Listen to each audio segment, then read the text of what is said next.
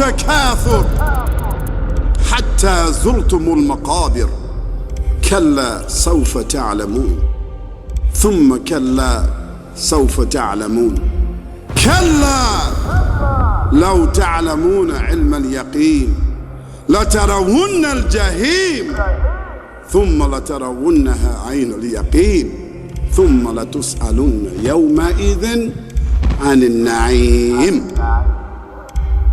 قرآن میگوید فخر کردن و زیاد بودن مال و فرزند شما را از عبادت الله مشغول نمود. شماریدن حساب ها، مال و منصبداری، مبلغ ها، وظیفه ها و بایگری ها تا آن دمی که به قبر نروید. اندیشه کنید که ای باری آخیر در جنازه بودید.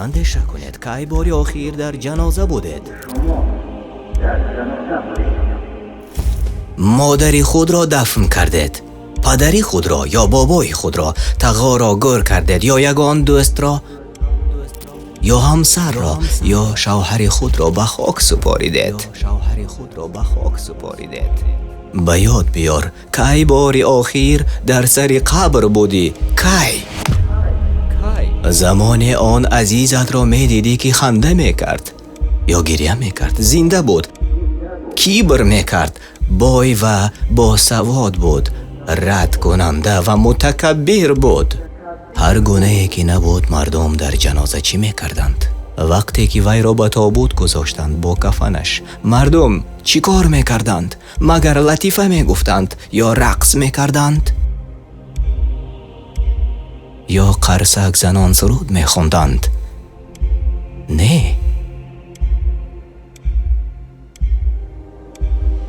آرامی و سکوت مرگبار، اندوه و درد. برای آن که هر کس که در این مراسم بود با دیدن تابوت مرده را فکر نمی کرد، بلکه اندیشه اولش یک روز نه یک روز در جای وی من می شوم.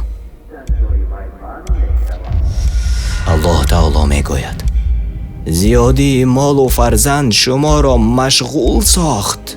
شما زبان درازی میکنید، کار میکنید تا ثروتمند شوید، خانه ها میخرید، ماشین های و شرکت ها. چی کاری که نمیکنید آن زمانی که به شما آفریدگار را، دین را، حیات را، اخلاق را یادرس میشوند شما وقت ندارید. میگوید من وقت ندارم، مشغولم، عموما به الله باور ندارم. این چی تکبری است؟ تا آن دمی که به گورها رسیدید و در آنجا دفن شدید.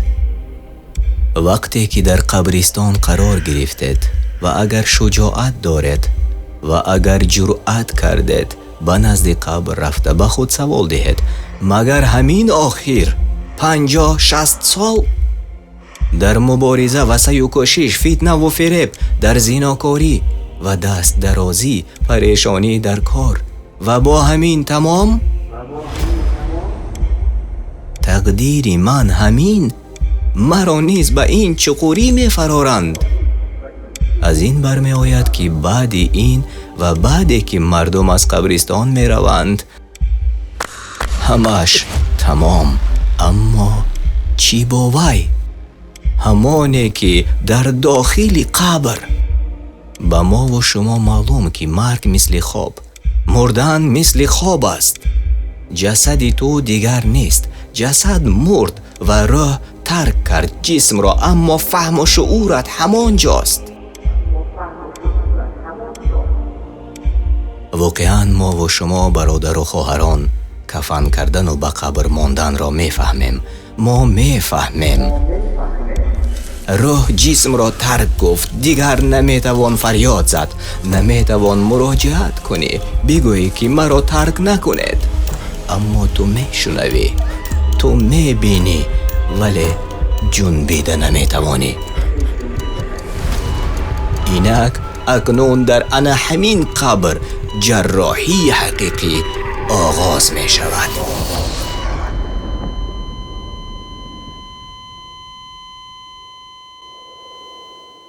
كل نفس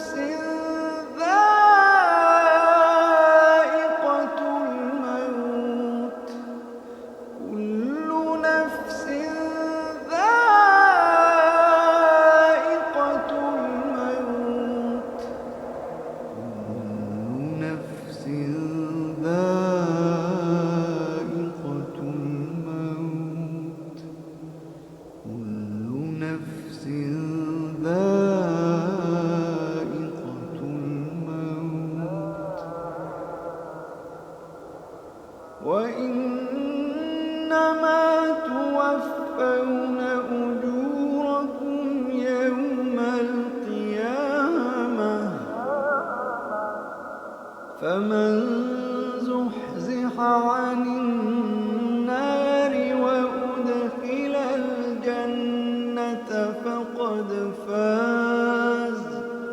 فمن زحزح عن النار وأدخل الجنة فقد فاز. وما